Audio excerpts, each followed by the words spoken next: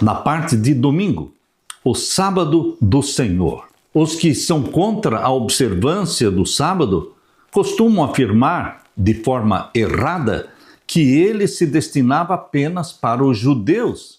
Na verdade, esse dia foi santificado lá no Jardim do Éden, como você pode ver claramente em Gênesis capítulo 2. Gênesis capítulo 2, vamos ver os versos 1 até o verso 3.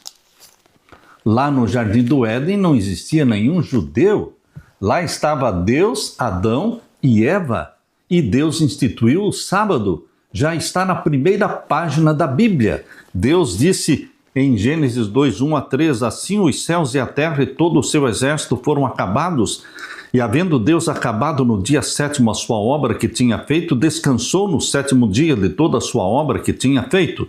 E abençoou Deus o dia 7º e o santificou, porque nele descansou de toda a sua obra que Deus criara e fizera.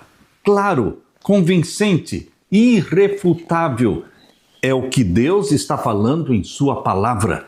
Meu querido irmão, além disso, muitos dizem, os que não querem guardar os mandamentos de Deus, dizem de forma errada que o sábado foi dado para os judeus pela primeira vez no Sinai. Não.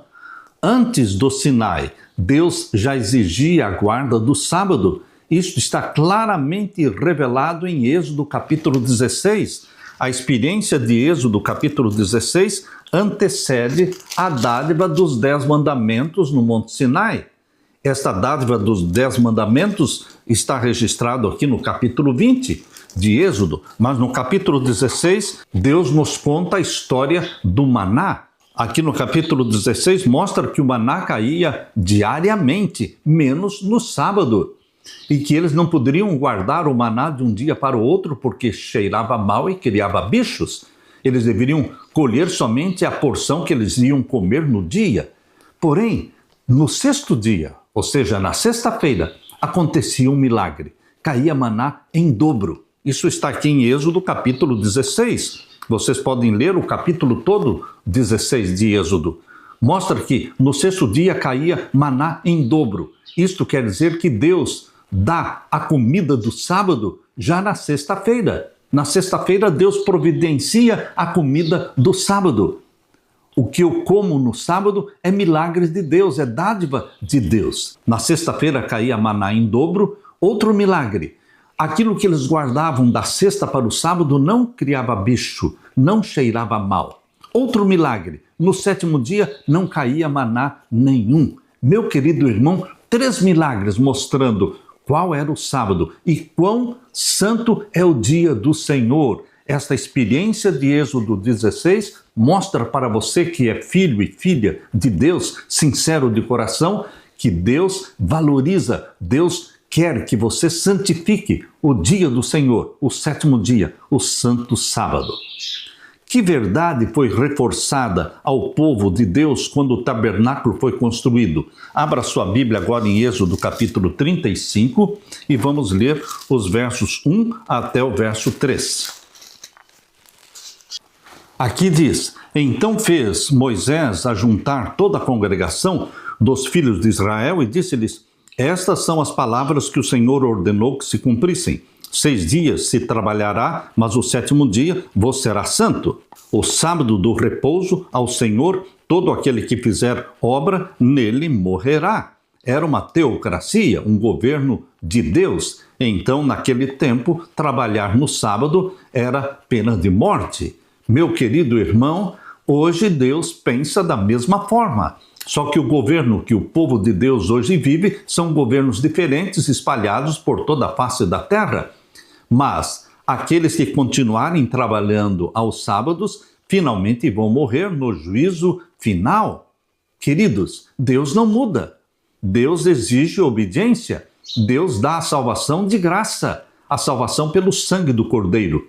Mas todos os salvos pelo sangue do Cordeiro, Deus faz uma aliança com eles, de obediência aos seus mandamentos. E um dos mandamentos diz: lembra-te do dia do sábado para o santificar. Portanto, a salvação é pela fé e pela graça, mas os salvos têm prazer em viver na obediência a Deus. Verso 3.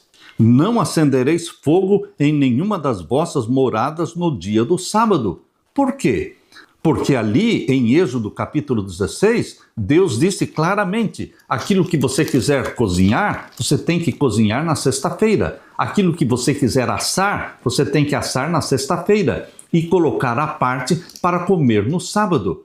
Em outras palavras, tudo que tiver que ser cozido ou assado, devemos fazer na sexta-feira e guardar para o sábado. Por isso Deus está dizendo aqui, não acendereis fogo em nenhuma das vossas moradas no dia do sábado. O sábado e a sua mensagem estão e sempre estarão centrados em Deus, quem Ele é e quais as suas obras poderosas. O sábado nos lembra dos seus atos da criação e salvação, direcionando o nosso foco para o Senhor que deseja habitar com o seu povo. Assim, o sábado e o santuário apontam na mesma direção, a presença de Deus em nossa vida. O sábado da igreja do Antigo Testamento transmite uma mensagem que possui vários elementos. Podemos resumir sua essência em 5 pontos cruciais. Primeiro, Deus é o Criador. Isso é o que a Bíblia relata, e o sábado mostra Deus como Criador, porque é o memorial da criação.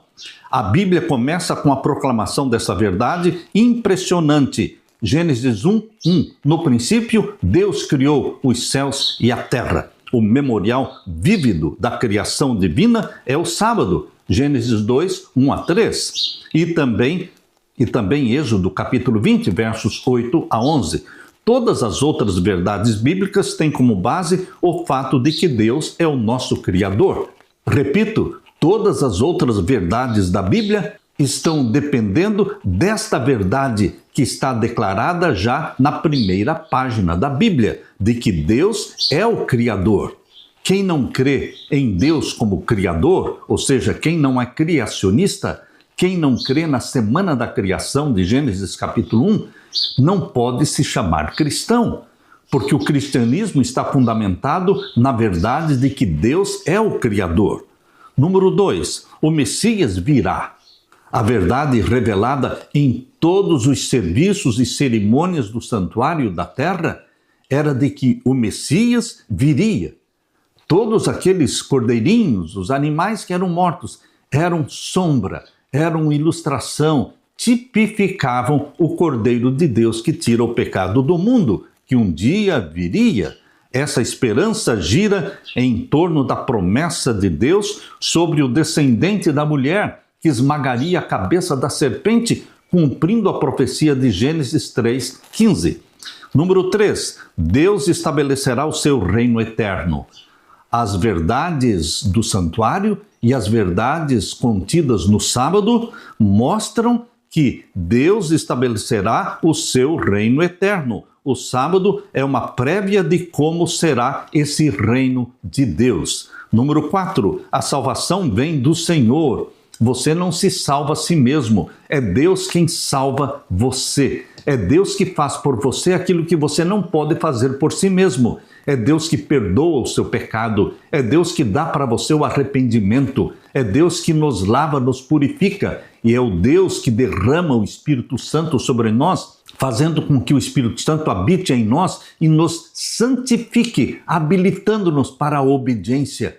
Porque sem a habitação do Espírito Santo em nós, não teremos condições de obedecer.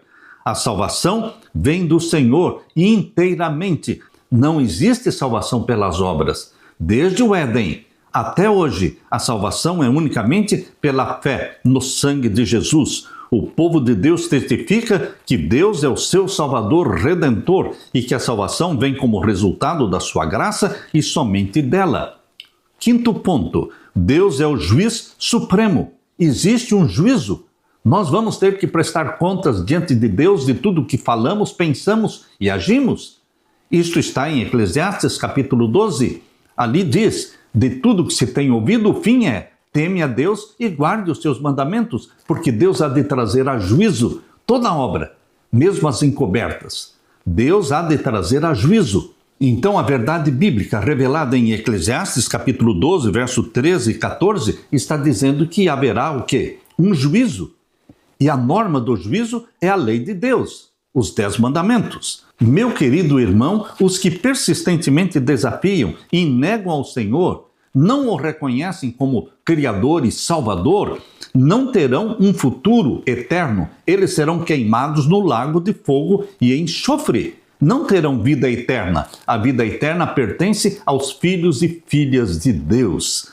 O sábado do Senhor é uma marca que distingue, é uma marca característica do povo de Deus na terra. É o selo do Deus vivo. É o sinal que Deus colocou entre ele e o seu povo. Como diz Ezequiel capítulo 20, verso 12. Eis que lhes dei os meus sábados para servirem de sinal entre mim e vocês, para que saibam que eu sou o Senhor que os santifica. É o sinal que Deus colocou entre ele e você. Cristo nos salva pelo seu sangue. Para quê? Não para continuarmos no pecado, e sim para vivermos uma vida de obediência. E o Espírito Santo implanta em você o espírito de obediência aos mandamentos de Deus. Aleluia!